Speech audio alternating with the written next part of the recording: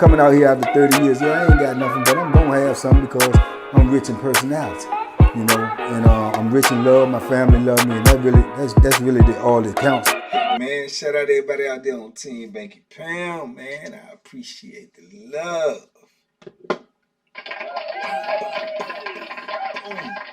Appreciate the support, man. We out here. 33 years of prison stories, man. We pushing P, we pushing positive energy all the way down the line. Big love to everybody who support this movement, everybody who support this platform. Special shout out to everybody, man, who rock with that membership. Y'all already know what it is. We getting busy over there. If you ain't got the membership, shame on you, blame on you. You understand me? It's rock bottom low prices. What you gonna do? Barbecue or mildew? Shout out to everybody, man, who supported me in you know, my recovery and sent me love, man. I sure do appreciate y'all too, especially everybody who hit the GoFundMe and everybody who signed that petition to try to break these chains so I can get off parole. If you ain't signed it, go sign it. Blessings, blessings, blessings. Man, listen, let me tell y'all about how easy it is, man, to get caught up in this penitentiary, man. It's just so easy, man, to be in conflict or to be in a situation, man. And this is a situation, man, where his cellie, man, the dude cellie, man, sold him out, man, because he ain't want him in the cell. He snitched him out, man, and they ended up having a war over the remote control, man. Old boy got messed up over the remote control, but the reason why he got messed up over the remote control because his cellie told on him. That's why I say you got to watch the ones that's around you, the ones that's the closest to you. Now, was he doing some Bama stuff? Yeah, he was doing some Bama stuff. But the person you should least likely expect to put you in harm's way should be the one that you got sleeping in the cell with you. Because if you sleeping in the cell with somebody and he secretly don't like you or he's secretly holding something against you, then that means you at risk 24/7. Because it's actual and factual. You at risk every time you walk out of that cell. Now, if you at risk on the inside of your cell because your cellie secretly hates you or don't like you or got an issue with you and ain't man enough to bring it to you, then you at risk 24/7 in the penitentiary. So that means what? You get no rest. You get no rest. You can't even sleep, you know, comfortable because you got somebody in the cell with you that don't, you know what I'm saying, really rock with you like that. And then it's even worse if you don't even know that that's how they feel, right? So anyway, this situation was, you know, if you ain't got no TV in the penitentiary, I told y'all many times, that's the big ticket item. If you ain't got no TV in the penitentiary, man, you're going to have a whole lot of dead, stale time where you ain't got nothing to do. You ain't got nothing to do. If you ain't gambling, playing cards, on the phone, whatever it is, dominoes, if you ain't if you ain't got no TV, you need that TV for your downtime. You need that TV to fill up space. A 24-hour period in prison, man, compared to out here, me being out here 5 years now, a 24-hour period in prison is like 3 days, man.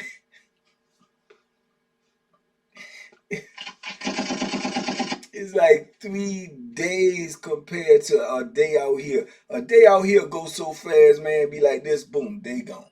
You can't even get half of the stuff accomplished that you wanted to get accomplished. A day in the penitentiary, 24 hours be like this. Man, things move so slow, man. It's like 3 days, man. I'm telling you, man, I'm so sincere. It's just drawn out because it's a bunch of nothing to do, or it's a bunch of the same thing that you do every day that you did yesterday. So it's so mundane that you need a TV, space, time to just, you know what I'm saying? But so with that being said, if you don't have a TV, and a lot of reasons the dudes don't got a TV is because dudes mismanage their money. If they got somebody sending them some money from home, they probably getting high or they probably gambling up the money. If they go to a school or they got a job, you know, which ain't that much money, but they using that for the same thing. They done gambled it up before they got it, they owe it out. They done borrowed it before they get it, they owe it out. You know what I'm saying? When they got some drugs, or as soon as they go get it, they go get drugs. So they mismanage their money. So they don't have no TV. The TV a big ticket item, man. TV over $200. $200 in the penitentiary is a whole lot of money, man. You know what I'm saying? But that $200 is the best thing you can spend for a TV. $200 is the best thing you can spend on in the penitentiary. So dudes who don't got the TV, they be shuffling around and jockeying for positions to get out in the pod first and put the big TV on what they want to see. Because the first one out there put it on something, and then it's usually the majority of what they want to watch. And dudes out there, if there's a lot of dudes out in the pod, 10, 15 dudes, man, they going to usually vote, man, look, we trying to watch such and such and such. But normally sports always rule. But then you have those situations where we gotta lock up at night. It's the last count, but they're gonna leave the TV on in the pod, depending on who the officers is. Some officers, if they want to be nasty and mean, they'll try to cut the TV off. You know what I'm saying? At 12 o'clock or something like that. But dudes get to cussing them out and disrespect them so bad that they won't do it, because it'll be hard for them to be working. Because you come to work, every other cell you pass, somebody calling you, you know, the B word, somebody calling you the P word, somebody calling you a boot-licking Uncle Tom, tap dancing Jeff Bodine, you know, joker that you really is, because it don't cost you nothing to leave that TV on, but you will cut it off just to antagonize people. So normally, more often than not, we'll get an officer that'll leave the TV on, you know what I'm saying? Dudes just a head down at a respectable sound, you know what I'm saying? And dudes who don't have a TV and is that born in the penitentiary will be setting up at their door. You can see them setting up, they'll pull something up, they lock or something, and sit at the door at night and be watching the TV out the door, right?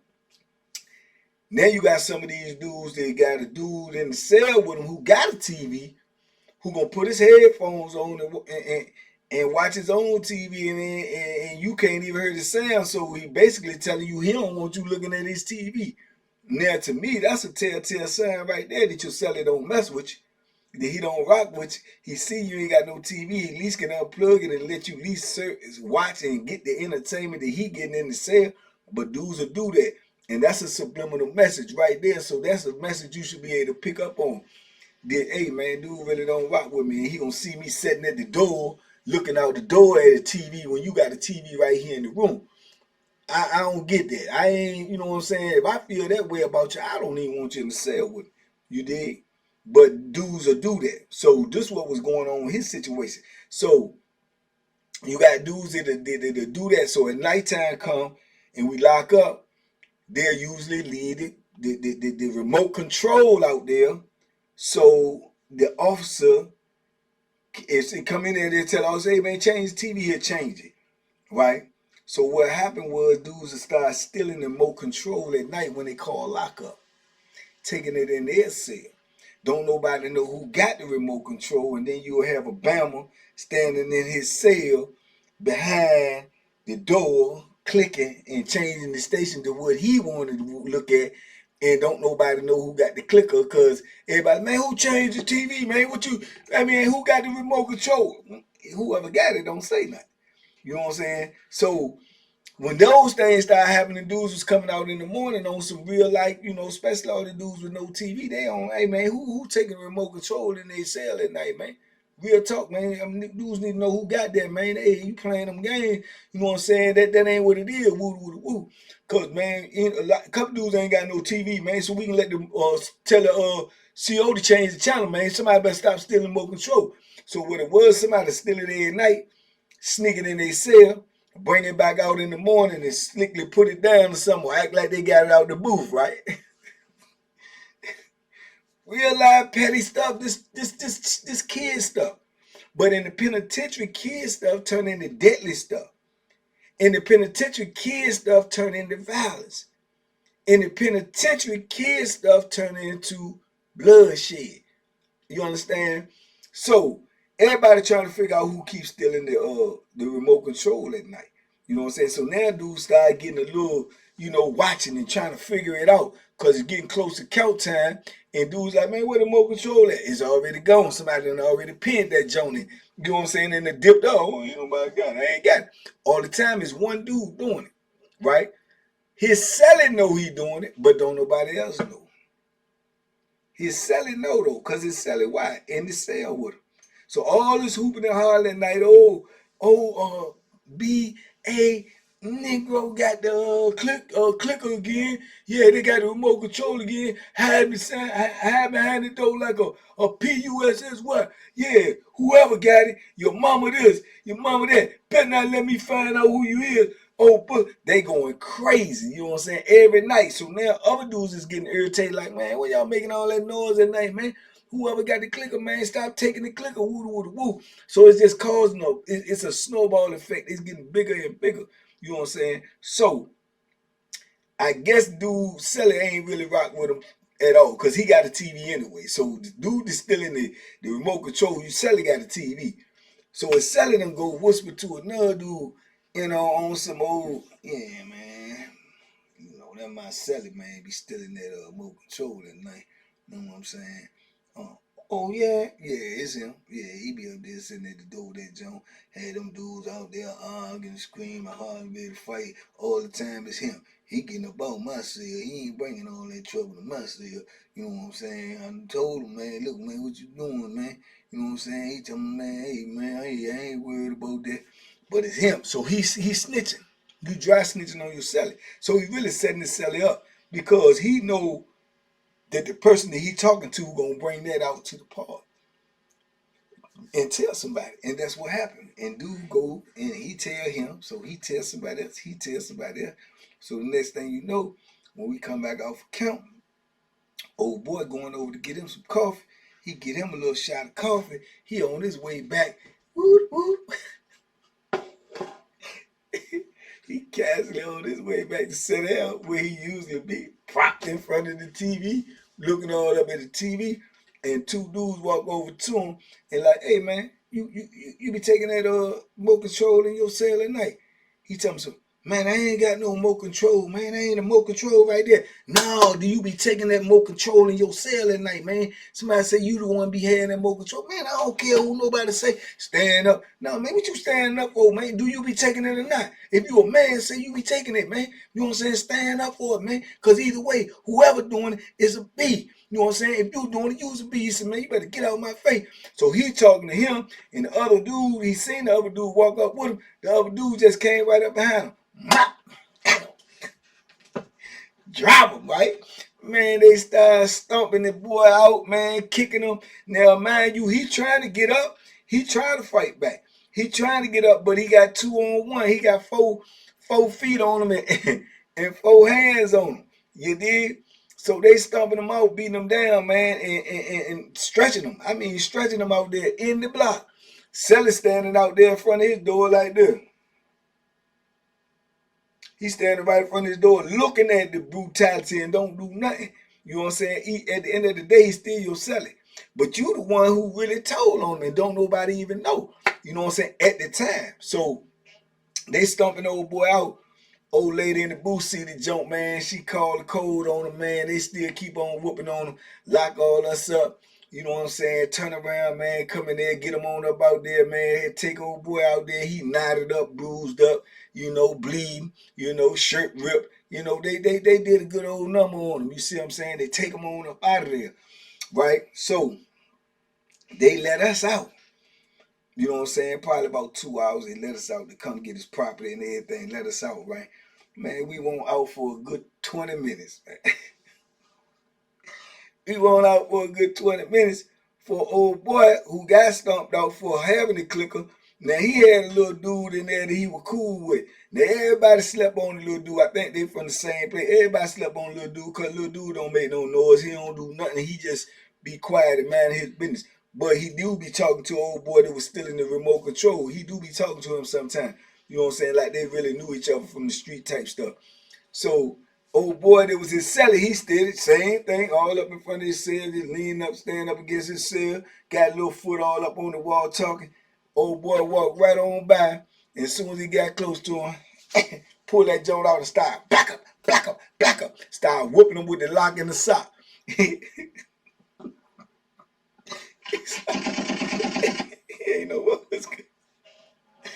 He ain't know what was going on. He was like, wait, what I do? What's up? know what I'm saying? So boom. So this thing, you know, everybody turning around and looking like, what's going on? What's going on? So boom, it's a lot of skirt, and he hollered, right, and then he started running. He took off running, dude running behind him, clucking him, black up. So the lady in the booth see it again. She's like, oh no, oh, get everybody get in the cell, opening the doors. He's still chasing them, clucking them, right? So they started locking up, calling people right back over there. They come running back over there, run up in there, man, and get them. You know what I'm saying? So boom, they got him in cuffs. The dude that was clucking them, they taking them out and everything. So yeah, man, yeah, you hot, man. Told on my homeboy, tricked my homeboy up, man. Yeah, you tricked my homeboy up, man. That's the most dudes that really heard him talk, cause he don't even really be like kicking him with nobody. Ain't nobody thought he was gonna do that. Obviously, old boy ain't thought he was gonna do that. He thought that he pulled a little slick move by dropping the dime on his celly because he wanted to get his celly out the cell because his celly in the way to him. In the cell, his celly in the way. Stealing that remote control was really in the way though. But it ain't your job to be doing that. Ain't your job to be talking about nobody else, gossiping, putting somebody else's business out there. And he did that. And he thought that he won't go pay no retribution for that. Little did he know, old boy, you know what I'm saying, ain't like the way that went down. But if you ask me, in my mind, I'm saying, why old boy ain't help him when them two dudes was stomping him out? And then later on, I think about it, I said he probably ain't help him because it was gonna be more than two dudes if he would have jumped in it, because it was about 8, 9 of them dudes, 10 or 12 of them in there that ain't got no TV. And all of them was mad. It just two of them that confronted him. So if he'd have got in it, he probably would have got some more dudes that would have got in it too, and then it would have been both of them getting stomped out up in there. So I guess he went straight to the source and got it selling. You know what I'm saying? And that's how it be in there. People think they're gonna be able to get away with something, they could do something slick, they could do something under the table. There ain't none of that going on in the penitentiary, man. Whatever you do in the penitentiary, man, it's gonna get revealed sooner or later. And most of the time it's gonna be sooner. Cause everybody in there got their eyes open, they got their ears open. Everybody talk, everybody try to say this and man, keep that to yourself. He gonna say it to his celly. If you not his celly, he gonna say it to his celly. If him and his celly cool like that. And then his celly might be cool with his homeboy. So he gonna say that. So all that, don't tell nobody, keep it to yourself. Or I ain't trying to spread nothing. Man, that's what you're doing when you open your mouth in the penitentiary. You lose lips, sink ships. And if it weaves and come back to you, ain't no telling what's gonna happen. And cause he ain't think nothing was gonna happen to him. And he ain't think nothing. And I'm quite sure dude got hands and feet put on him, but I think that lock in the sock put a little worse damage on him because the first hit, he ain't even see it coming. Bloop! You know what I'm saying? He ain't even see it coming. So I didn't even see it. A lot of dudes wouldn't have thought dude would have did that. You know what I'm saying? We knew they was all right, but ain't nobody think they was that all right. But the bottom line is, like I said, man, just stealing a remote control that don't belong to nobody. It's state property. Can get you messed up in the penitentiary, man. It can get you messed up because it's for everybody. Trying to control that TV get you messed up in the penitentiary. You understand me? Anything in the penitentiary can get you messed up, man. That's the bottom line, man. From a rumor to a truth, a lie, a move, a bump, a look, a touch. All of that in the penitentiary is what you dealing with on a day-to-day basis in there, man. A bunch of nonsense that all leads to violence, because violence is the answer to everything in there. The only thing anybody listening to is the only thing that everybody understand. Everything else is just jibber jabber. You understand me? So yeah, but I remember, man, they went to war over a daggone remote control, and I done seen a lot of dudes. And when I tell you a lot, I mean a lot of dudes getting messed up over that TV or that remote control. You understand me? I could tell y'all another story about Obama that you got some dudes in there that's so ingenious, so smart. I'm telling you, man, it's so prison is dude made his own remote control. His own. He made it out of broken radio and Walkman and I mean a CD player parts and stuff. And he was changing the TV on his own. changing it on his own. Then I was on the pod with another dude. He could make you a remote control for $50 that you could use on your own TV in your cell. Crazy world, man. This thing called the penitentiary, man. Do all you can to stay up out of there, man. Anyway, I just wanted to share that with y'all, man. You dig? Even when I feel a little light engine energy today, I just wanted to get y'all some content out there, man. So peace and love, man. Y'all be safe, be smart, make good decisions, man.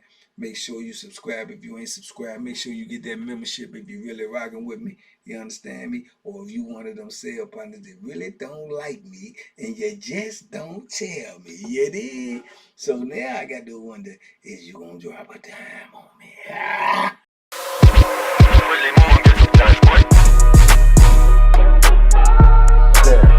The Banky special. Yeah. Pure deliciousness. Pure deliciousness, man. My name is Banky, man. Everybody calls me Banky. That's the name that I got from my grandmother when I was young. I'm coming out here after 30 years. Yeah, I ain't got nothing, but I'm gonna have something because I'm rich in personality, you know, and I'm rich in love. My family love me, and that's really all that counts.